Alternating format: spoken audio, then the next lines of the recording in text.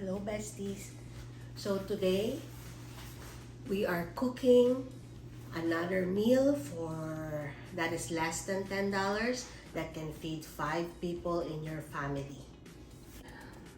So besties, somebody commented and said that if I can do like Tagalog and English in my video, so that's what I'm going to try to do today. Okay?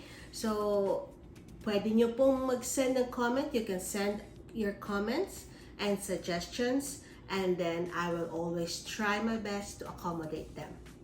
So, ngayon, tayo po nasa Canada.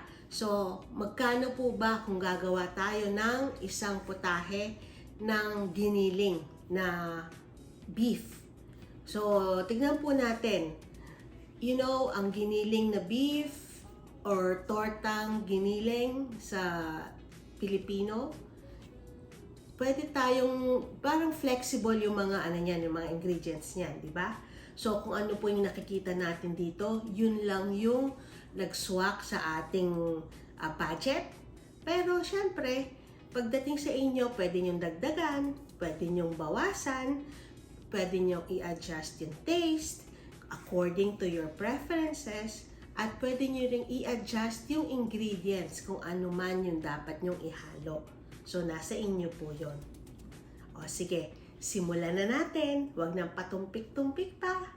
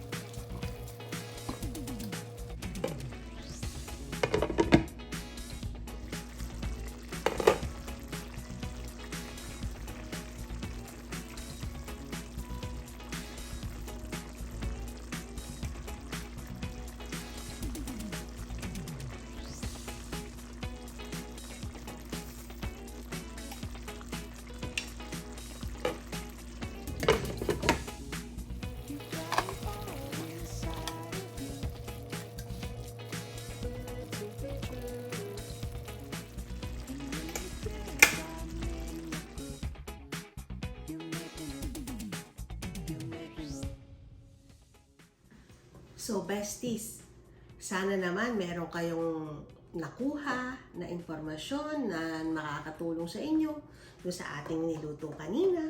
So, kayo na lang bahala ang mag-adjust kung ano man yung gusto nyong idagdag, okay? So, see you next episode for our less than $10 meals that can feed 5 people. Thank you for watching.